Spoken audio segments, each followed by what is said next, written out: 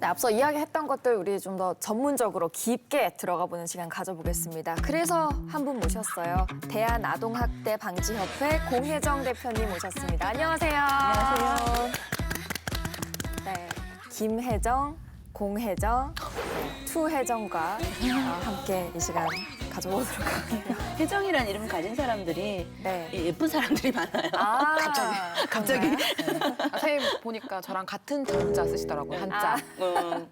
굉장히 반가웠어요. 두 분 다 고든 분들 함께하고 계십니다. 대한아동학대방지협회라고 돼 있어가지고 사실은 경남에 계신 분이 아닌 줄 알았어요. 네, 다들 그렇게 생각을 네네, 하시더라고요. 그래서 그러니까 저도 예전에 뭐 이렇게 신문이라든지 기사로 뭐 학대당한 이야기들을 들으면 아유 참 못된 사람들이네, 혀차고 아유 아이가 너무 안 됐다 그러고 스쳐 지나갔던 사람이거든요. 그런데 2013년도 10월 달에 그 울산 계모 사건이라는 게 터졌었어요.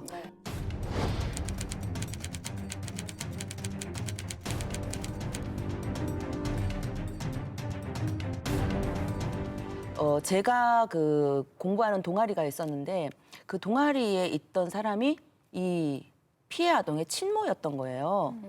그러다 보니까 이 친모가 이제 좀 도와달라고 해서 같이 이제 경찰서도 다니고 옆에 있다 보니까 이 아이에 대한 그 학대 기록들을 너무 많이 보게 된 거예요. 특히 이제 언론에 노출되지 않았던 수없이 많은 상처 사진들을 제가 경찰서나 이런 데를 다니면서 직접 보게 된 거예요. 이 아이가 도대체 무슨 죄가 있어서 이런 끔찍한 학대를 당해야 되는가. 그런데다가 저를 더 분노케 한 것은 당시만 해도 이게 아동이 학대로 사망을 하면 살인죄가 안 됐었어요. 학대치사, 상해치사. 아니 어떻게 아이를 끔찍하게 몇 년간을 그렇게 고문과 같은 학대를 저지르다가 결국은 죽였는데 이게 상식적이냐, 우리나라 법이 상식적이냐, 이걸 알려야 되겠다 싶어서 이제 카페를 개설을 해서 자료를 계속 올렸던 거죠. 그래서 이제 같이 분노했던 사람들이 모이게 되고. 사실 이런 기구나 단체가 많나요? 전국에? 그렇게 많지는 않은 것 같아요. 그러니까 아동 학대만을 전문적으로 이제 하는 곳이 거의 없고요. 너무 힘들어요. 활동하면서 견디기가요? 네, 저도 초창기에는 뭐 정말 이렇게 견딜 수가 없어서 뭐 이 정신적으로 치료도 받고 약도 네. 먹고 막 할 정도로 정말 힘들었었고요. 지금도 여전히 지금 이런 사건들이 터지면 마음이 너무 힘들어요. 네. 근데 지금 아동학대 사건은 계속해서 늘고 있고 또 언론에서도 다루고 있는데 그걸 어떻게 다루는가 최근 기사들 그리고 과거 기사들을 살펴봤더니요. 굉장히 자극적이고 또 선정적이고 그런 단어들을 많이 넣어서 보도를 네. 하고 있더라고요. 네. 뭐 예를 들어서 지금 몇 가지 골라봤는데 좀 거부감을 느끼게 할 만한 제목들이죠.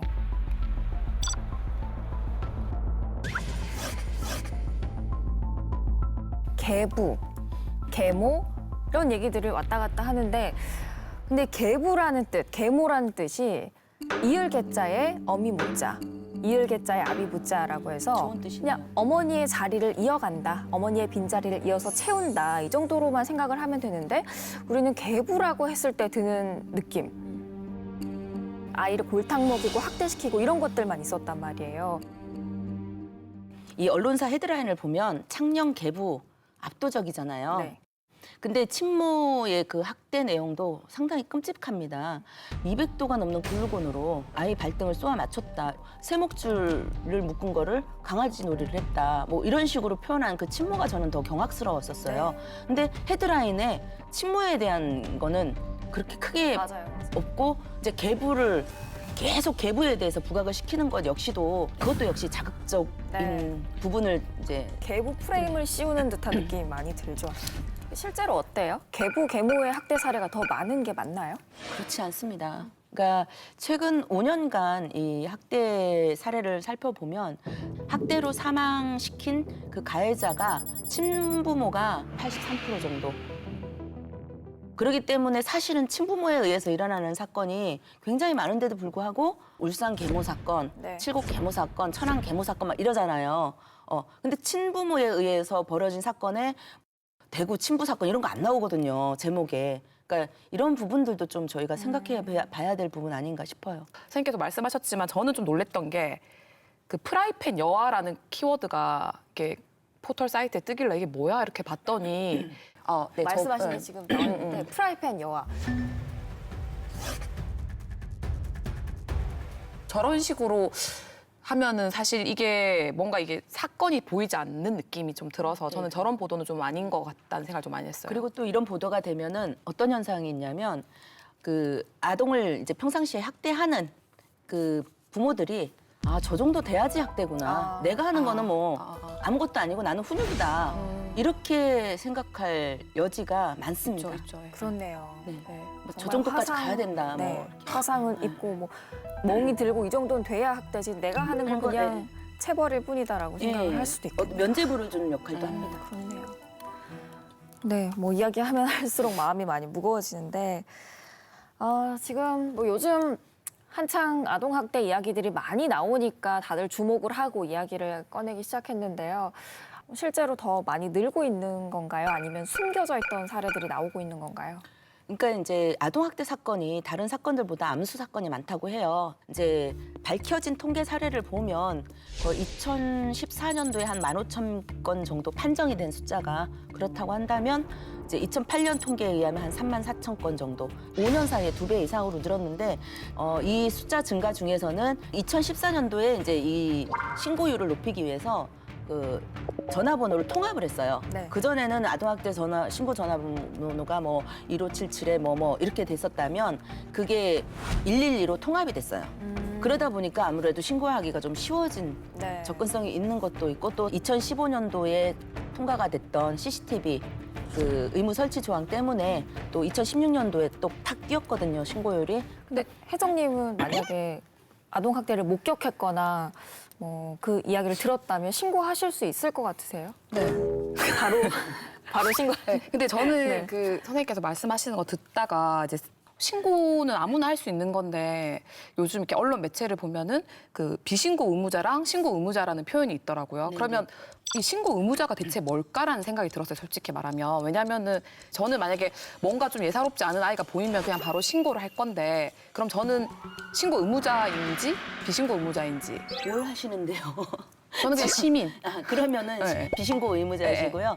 이 신고 의무자를 굳이 지정한 놓은 이유가 신고율이 너무 그 전에 그 아동학대에 대한 신고를 잘 안 하는 거예요. 왜냐하면 그 전에 인식은 가정사니까. 근데 이제 아동을 근거리에서 관찰할 수 있는 사람들을 그 신고 신고 의무자. 의무자로 지정을 해놨습니다. 아까 말씀드렸던 네. 그런 의사라든지 네, 뭐 의료인들, 그다음에 초등교사? 교사 직군들 뭐 이런 식으로 해서 이렇게 지정을 해놓은 거예요. 그런데 이제 불행하게도 신고율이 낮아요. 예, 그럼에도 신고 의무자에 의한 신고율이 낮다는 거.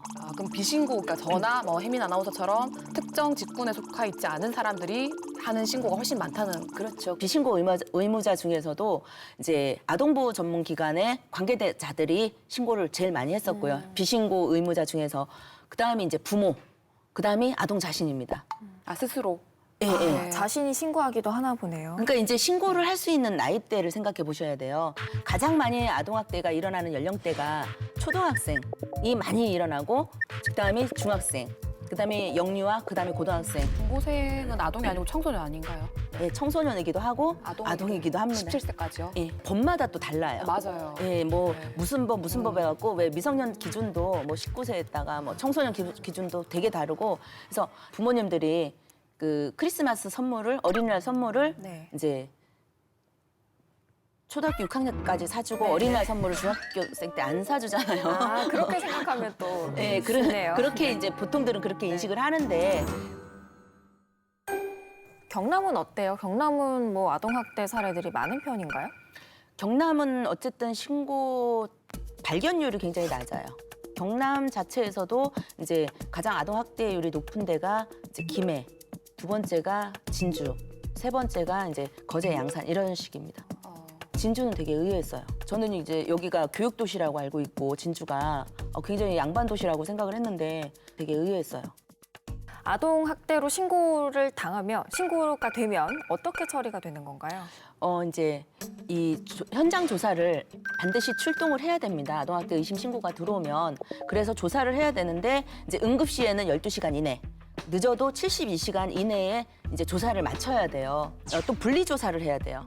그다음에 안전이행 조치를 해야 돼요. 이 아이를 이 집에 계속 놔두느냐, 분리해서 보호를 해야 되느냐, 그 기준이 아동의 의사를 최대한 존중한다. 그런데 요번에 이제 천안에서 일어났던 사건 같은 경우 일주일 지나서 아이를 조사를 한 거죠. 한 집에서 다른 방에서 조사를 했다고 해요. 그래서 그걸 분리조사라고 한다고 주장을 하는데 아동한테 있어서 이 집이라는 공간은 분리된 곳이 아니에요.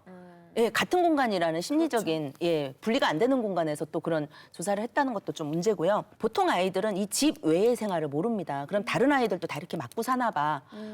그런 생각을 갖게 되고 피해 아동들의 심리이기도 합니다. 근데 창녕 아동 같은 경우는 아마 위탁 가정에서 생활했을 때 이렇게 맞고 이렇게 고문 안 당했을 거잖아요. 그러다 보니까 다른 세상에 있는 걸 알게 돼서 탈출을 하지 않았을까라는 생각도 또 일견해보기도 해요. 그러니까 저희가 만약에 뭐 그런 미디어 같은 데 보면은 저희가 어떤 피해 아동을 데리고 있다가 그 아동을 집으로 돌려보내지 않으면은 유기한 게 된다거나 뭐 이런 식의 또 법률이 또 있는지. 그거는 이제 일반적인 시민들이 그러면 유기 납치가 되는 거고요. 이건 아동보호 전문기관이라고 정부 지자체에서 만든 공식적인 기관이기 때문에. 기관에서 데리고 있어도 원칙이 일단은 집으로 돌려보내야 한다. 그러니까 저희가 원가정. 가장 문제가 이 아동학대 사건에서 우리가 이제 비난을 하거나 우리가 주장을 하는 부분이 이 원가정 지속 보호라는 말이 있어요. 학대당한 아동들이 거의 이제 그 재학대를 당했음에도 불구하고 재학대 때 원가정 지속 보호가 69%가 넘습니다. 여행 가방 안에 7시간이나 갇혀 물 한 모금 못 마시다 숨진 9살 어린이. 부모의 가해 정황은 이미 한 달 전부터 드러났지만 별 조치 없이 집으로 돌려보내진 게 화근이었습니다.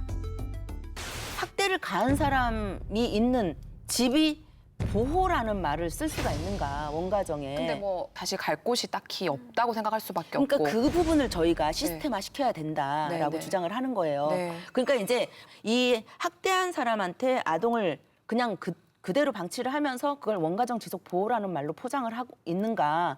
근데 그 원가정으로 보낼 때 아동의 그냥 의사만 존중해서 보내는 건가요? 아니죠. 갔을 때 재학대 당할 수도 있잖아요. 업무 지침에 뭐 가정을 방문해서 환경 조사를 한다. 이제 업무 지침에는 그렇게 돼 있는데 여태까지 아동들이 집에 돌아가서 사망한 사례들이 굉장히 많습니다. 재학대로 인해서. 그러니까는 모니터링이 안 됐다는 얘기죠. 사실 그럼 그 아동이 안정적으로 가서 있을 만한 시설이 정말 많은가? 보호 기간 수는 68개 정도이고요. 전국에요? 예. 너무 작은 거 아니에요? 적죠. 너무 작은 것 같은데요? 지금 경남 같은 경우도 지금 4군데가 있고 이제 5번째를 지금 이제 만들겠다고 약속은 하셨어요.